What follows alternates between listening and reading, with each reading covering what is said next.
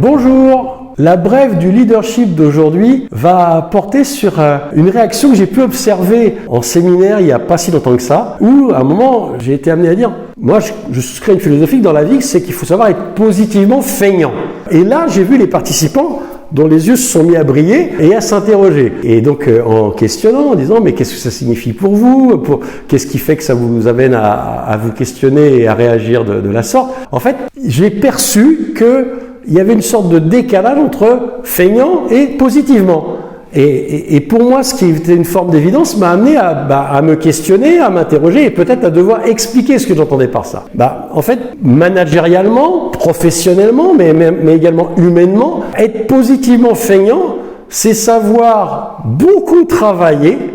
et mettre le maximum d'énergie au bon endroit, au bon moment. Et que toute l'énergie que l'on peut mettre dans d'autres moments, dans d'autres circonstances,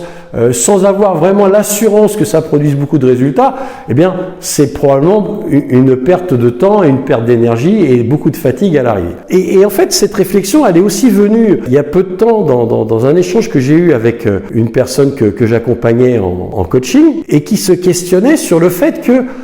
j'ai beaucoup de mal à comprendre les gens qui me formulent des demandes, elle est plutôt dans une fonction support, et à traiter des demandes mal formulées. Et quand je l'écoutais, quand je la questionnais en disant mais qu'est-ce que tu pourrais faire, comment tu pourrais t'y prendre, qu'est-ce qui pourrait être envisagé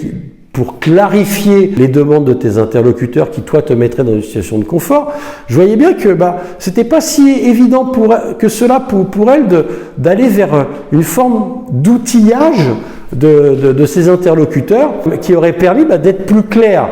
et qui pour elle lui aurait facilité grandement la vie. Et donc d'être positivement feignante en ayant travaillé à l'amont par la mise en place, alors là en l'occurrence il s'agissait d'une sorte de fiche questionnaire pour clarifier les besoins. Et j'en suis arrivé à une autre dimension par rapport à cette notion de positivement feignant, qui est que ce qui me semble également important dans la vie, c'est de voir les gens tels qu'ils sont et non pas tels qu'on voudrait qu'ils soient. Et en ayant parfois pour eux l'ambition qu'ils n'ont peut-être pas toujours pour eux-mêmes. Alors je m'explique par rapport à cela, c'est voir les gens tels qu'ils sont, pas tels qu'on voudrait qu'ils soient, déjà c'est une forme de lucidité par rapport à la réalité des relations. Oui, nous sommes tous différents, nous sommes tous uniques, nous sommes tous singuliers dans nos modes de fonctionnement, dans nos modes de raisonnement, et parfois il y a des modes de fonctionnement, des raisonnements, des singularités qui viennent me hurler dans les oreilles tellement elles sont à l'opposé de qui je suis. Ça change rien au fait que si je suis en interaction avec cette personne, il sera jamais comme moi je voudrais qu'il soit par rapport à moi, par rapport à mes besoins, par rapport à mon mode de fonctionnement, et donc de m'adapter et d'essayer de comprendre son mode de fonctionnement, son mode de raisonnement, son besoin, c'est déjà le voir tel qu'il est et pas tel que je voudrais qu'il soit. Pour autant, pour aller vers cette deuxième dimension, peut-être que je vais créer des conditions autour de cette personne ou dans ma façon de communiquer et d'interagir avec lui ou elle qui va permettre de faciliter la relation, de faciliter la résolution du problème parce que je vais lui apporter quelque chose qui va m'aider moi tout en l'aidant lui. Et ça, c'est un élément extrêmement important, je crois, de la relation et également du management. C'est je vois la personne telle qu'elle est, dans sa singularité, dans son unicité. J'essaye pas de l'imaginer telle que je pourrais souhaiter qu'elle soit par rapport aux objectifs, par rapport aux enjeux, par rapport à la position qu'elle occupe dans l'organisation. Mais je vais créer une connexion, je vais créer un lien, je vais créer peut-être même parfois un système ou un moyen qui va nous permettre de continuer à coopérer, voire de mieux coopérer, en lui apportant des éléments qui vont lui permettre, lui ou elle, d'avancer dans notre relation, et moi, de ne pas me perdre et de me polluer en énergie. Et je conclurai sur un élément par rapport à ça, c'est peut-être de ne plus essayer de penser à la place des gens, de s'interdire de penser, si je dis ça, il va penser que, il va croire que. Non, de simplement dire ce que nous, on a envie de dire, de la façon la plus audible et respectueuse possible pour la personne, de lui laisser l'espace pour réagir, et comme ça,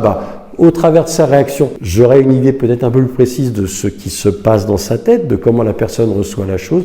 et à ce moment-là, d'interagir avec lui ou avec elle pour pouvoir continuer à coopérer. Alors vous voyez, être positivement feignant, au-delà de simplement une phrase qui peut être un peu une sorte de baseline un peu choc, il y a énormément de choses qu'on peut en tirer, qu'on peut en extraire pour mieux fonctionner dans nos relations professionnelles, mais j'ai envie de dire même également à titre personnel. La conclusion de tout cela, c'est pour autant, est-ce que moi, je me donne le droit de mettre mon énergie au bon endroit et d'accepter que l'autre puisse avoir lui-même sa propre vie, sa propre réaction par rapport à cette énergie que je viens de placer et de déployer. Je ne sais pas si vous aurez envie d'être positivement feignant. Moi, il y a une chose que je retire de tout cela, c'est que plus je le suis, plus je travaille avec des gens brillants, plus je travaille avec des gens qui m'apportent quelque chose, et ça me fait grandir également, sans pour autant y perdre mon âme ou mon mode de fonctionnement. Je vous souhaite une bonne réflexion.